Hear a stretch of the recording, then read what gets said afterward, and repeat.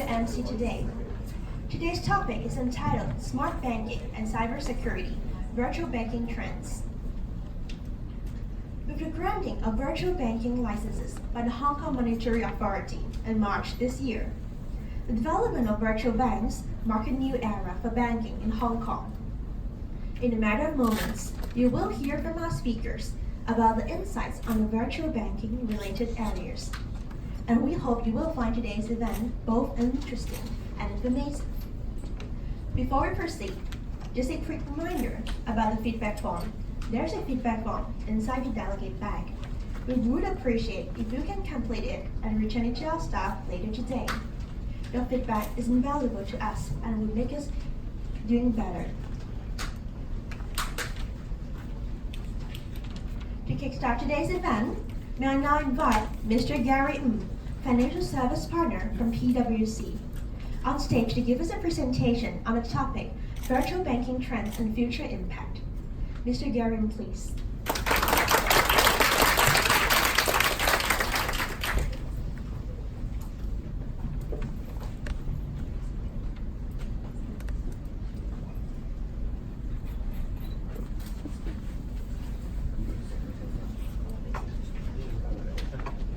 Good afternoon, everyone.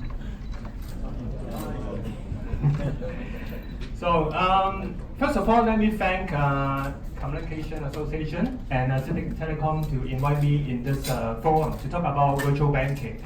My name is Gary Ng. Just a very quick introduction of myself. I'm a partner within PwC. So in the past 20 years, I've been spending most of my time in helping banks and financial services participants to be on their digital transformation journey, in particular to understand and also to address the regulatory landscape, the requirements. Okay, but just I think in the last 18 months it has been very, very interesting and also kind of once in a lifetime opportunity because of the virtual bank. In PwC, so we have been very honored to really help a lot of virtual banking applicants to really start the license application journey, and also now we are preparing for their commencement of business. So some of them are our clients. So I still remember this time last year, actually our team was really, really busy in terms of helping a number of license applicants in terms of wrapping up their license application for submission to the HKM before the 31st of August timeline in the last year. And now I'm sure that because of the successful application for a number of the applicants, so 8 of them, congratulations. So I know that many of you are sitting here today have been successfully granted with the virtual bank license. So that's, I think, very, very good news. And to start with, this is a quote from the HKMA, the chairman, Luncheon. So what this virtual bank means is actually this is only one of the 7 smart banking initiatives, okay, for really promoting the Hong Kong, the fintech adoption, simply because I think Hong Kong has been known as a really important financial center in the region and also in the world. So it is kind of a must for us to really how to promote the fintech adoption in the banking industry. I think that's very important, okay? Now, but what's virtual bank? I'm sure that because most of you are experienced banker, and then I'm sure that you know what's virtual bank, but then it's kind of a recap of what is virtual bank. So it's kind of defined as a bank that can really serve both the retail and commercial banking customers. Okay, around the world there has been a lot of cases of the virtual bank, but just only one difference is that they don't have any physical branches. Okay, they are not required, they are not allowed, basically in Hong Kong they're not allowed to have physical branches to really compete with the high street banks. Now, one very important factor to know is that the regulatory requirements, the internal control requirements, governance, cybersecurity controls, liquidity risk management, AML, whatever, etc., those requirements are basically exactly the same for the virtual bank, okay, to operate business in Hong Kong. And from the HKMA's perspective, there are 2 very important objectives. One is no doubt to really promote the innovative adoption, fintech adoption of the Hong Kong markets, to remain Hong Kong as a very competitive financial center, and also try to leverage the Greater Bay Area, the tech talent in the Greater Bay Area, so that to really promote the innovation in Hong Kong. And the second thing, which I'm sure that some of the audience may try to argue, but then in terms of the financial inclusion, I think this is also another objective of the HKMA to really promote the financial inclusion, simply because a lot of SME have not been loved by the banks, by the high street banks. So this is one important. So this is the HKMA's focus. But what do we see from our observation around the virtual bank, basically in other jurisdictions or even Hong Kong?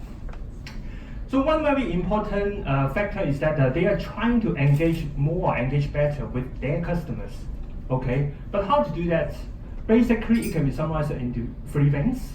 So one is the customer relevancy. Okay, so a lot of the virtual bank, they are trying to engage with their customers by bringing in more tailored products and services, okay, which is more tailored for their lifestyle. So we have seen some interesting propositions like the partnerships with the ecosystem players to really push a lot of the lifestyle package solutions to the customers.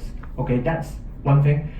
And second thing, they try to engage more with the customer is education and empowerment. So interestingly, surprisingly, when we do some research of the Hong Kong market, a lot of average Hong Kong people, and of course not the most sophisticated people sitting in this room, so they are really lacking of financial awareness. So what does it mean is that they really need to have some more education and empowerment in terms of providing them with some more financial tools to really help them to plan their financial needs, okay, in terms of spending or saving. So that's very important aspect, how to engage with customers. And also loyalty. So rewarding customer loyalty is something that a lot of virtual banks have been focusing on, working with the ecosystem partners to bring the loyalty programs to the customers is something that we have seen a very important successful factor of the virtual bank in terms of engaging their customers.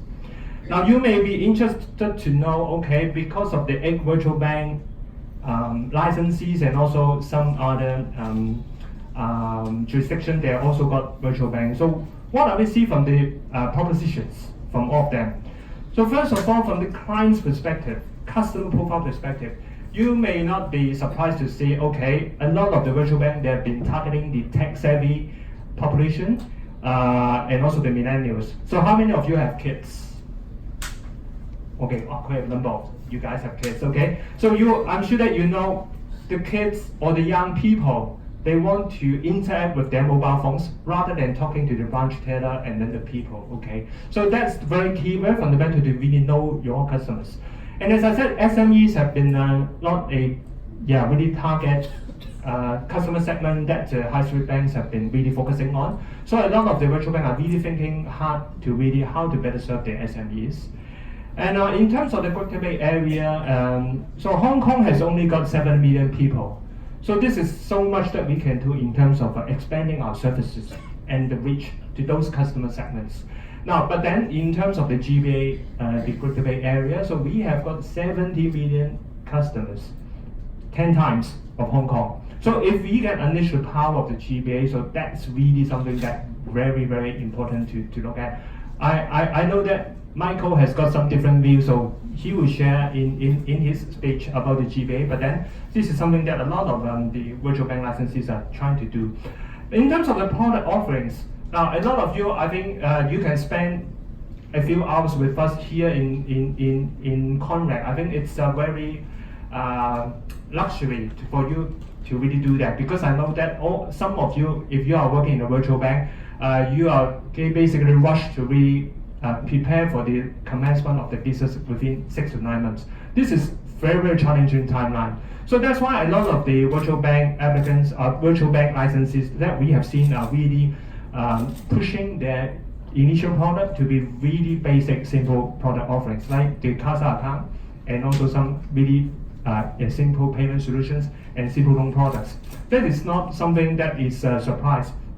But then this one thing I have seen, it's a very common. All of them pretty much, they will launch the wealth management product and also the insurance product in the near future, simply because they need, at the end of the day, they need to make money, right? So that's something really interesting. And also we have seen some very interesting product propositions like they are combining different product solutions into a package solution so that the customer are charged based on subscription fees, not an interest anymore. So that's something really interested us. In PwC, we are also thinking about moving our mandates charging basis to subscription basis. So actually, the virtual bank are really also doing the same thing. Okay. In terms of partnership, I think nowadays all of us know that banks are no longer be able to really do everything by themselves. They must and they have to really work with the ecosystem partners. So this is so true. And then we have seen some very interesting partnership which is under being considered or basically put into implementation. So those are around lifestyle, like for example the travel, hospitality, education, even though real estate agency, healthcare, medical solutions, a lot of different interesting combinations of the partnership that we have seen so far. And also some of them are really looking into drive the loyalty program to be more innovative in terms of offering tailored services to the customers. So that's something that we are also seeing. In terms of technology, now today's one of the topic is cybersecurity. I will talk about cyber later on. But in terms of the using of the technology, a lot of them have been using interesting KYC solutions, eKYC solutions, biometric solutions, and also using really data analytics to offer a lot of innovative services to basically more tailored services to the customers, and also to enhance the effectiveness of detecting fraud risk. So that's something that really important. And then using of the open API in line with the HKMA's promotion of the using of the open API to work with the ecosystem partners and to drive innovation. This is something that we also see. Actually, use of technology or the promotion of the use of technology is actually something HKMA has been putting a lot of focus to really drive the innovation of the market, not only for the virtual bank, but the entire banking industry. That's something that we see.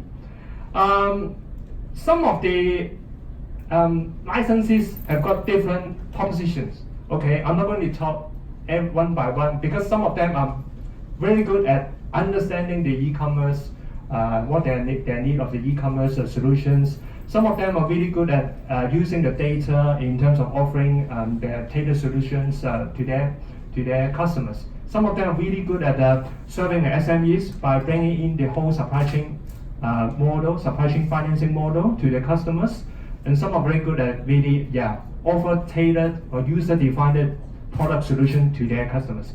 So all of them have got unique capabilities, unique differentiators. So that's why I think it's very interesting to see what will be the services to be provided on day one.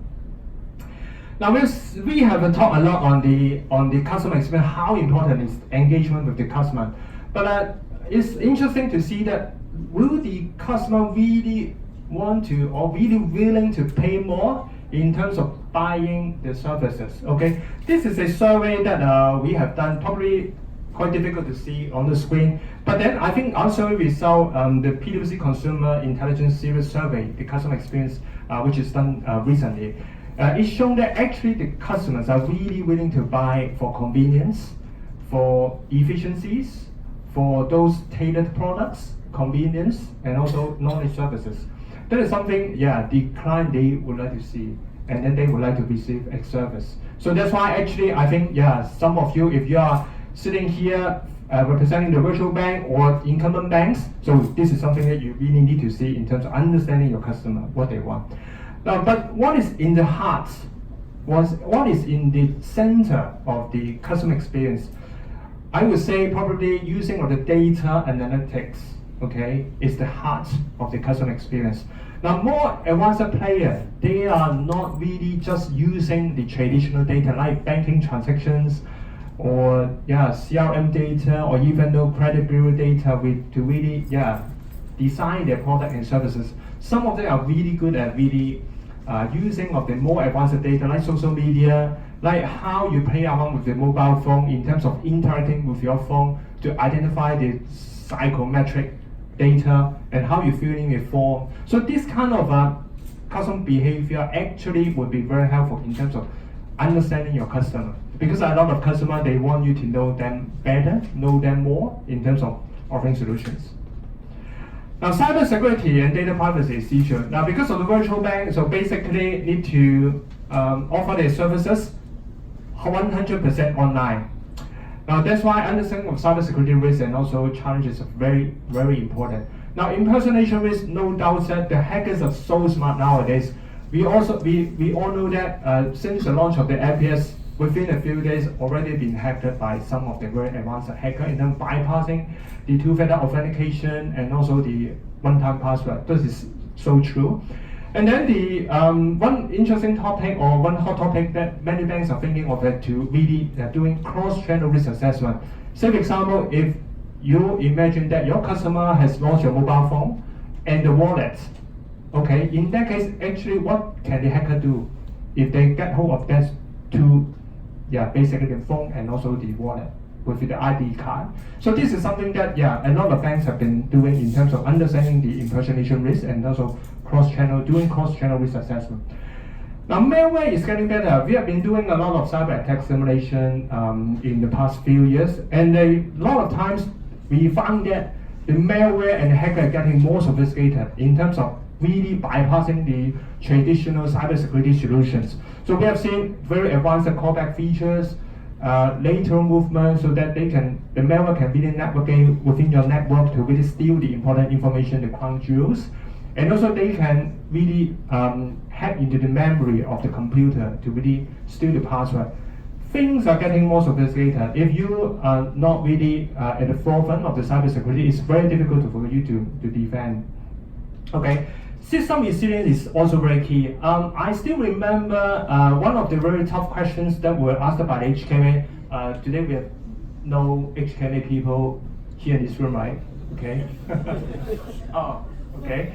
Now, one very tough question that I've seen is basically, I think almost all applicants have received that question. It's, okay, imagine if both of your production system data and also the backup system data have been corrupted because of the cyber attack. Will you be able to survive? How would you respond to this kind of scenario? Very challenging, very difficult, right?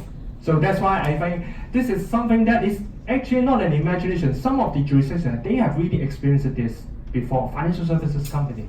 So how are you going to deal with this scenario is very important, not only for the virtual bank, but also for the traditional bank, okay?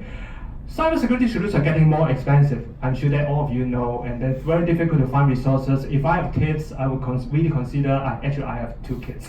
I would really consider to send them to study the cybersecurity topics simply because it's so easy, okay, to find a job and then to get recognized. I think that, Now, but then in terms of the solution, some of them are thinking of the virtual bank applicants are actually, they're trying to move their solution into the cloud, move their system into the cloud, simply because I think, we all would know that the cloud solution provider, because of the advanced technology that they have, and then actually the cybersecurity that they have, actually they can really provide better cybersecurity solutions, okay, to the less sophisticated banks.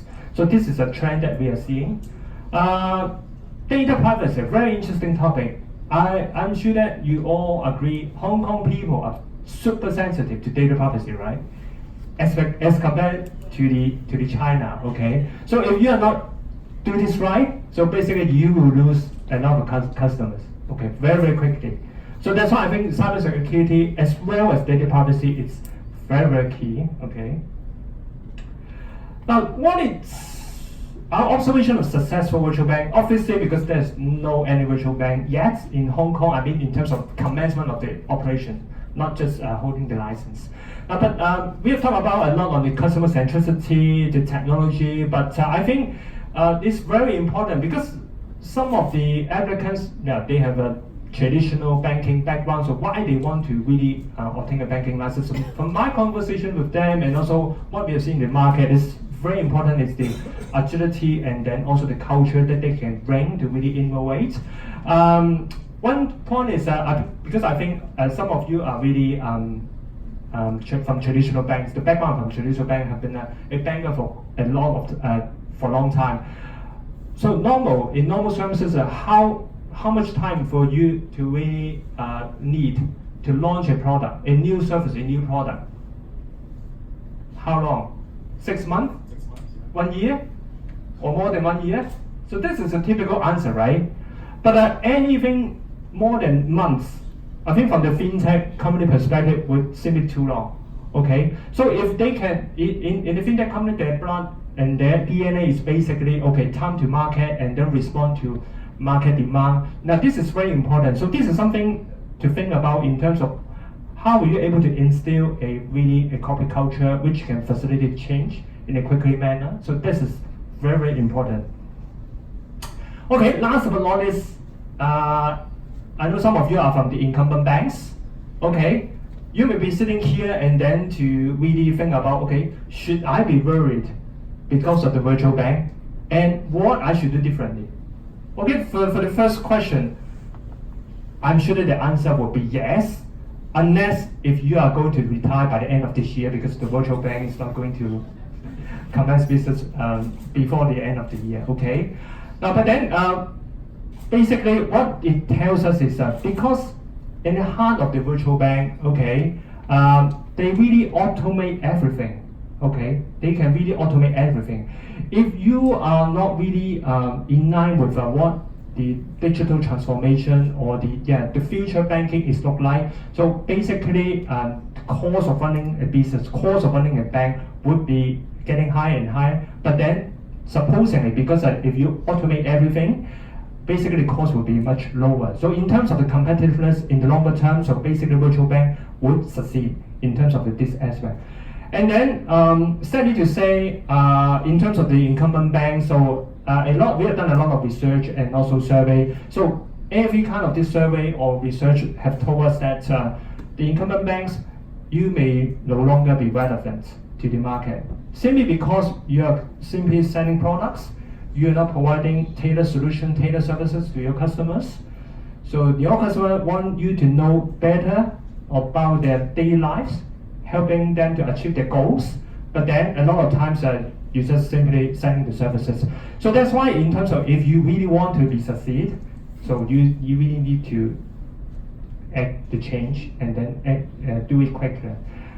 Okay, I think I'm running out of time. So many thanks for giving me this opportunity to speak here. So I'm sure that we will share a little bit more during the forum. So because we have a lot of virtual bank experts here today to share their perspective and experience. Thank you very much. Thank you.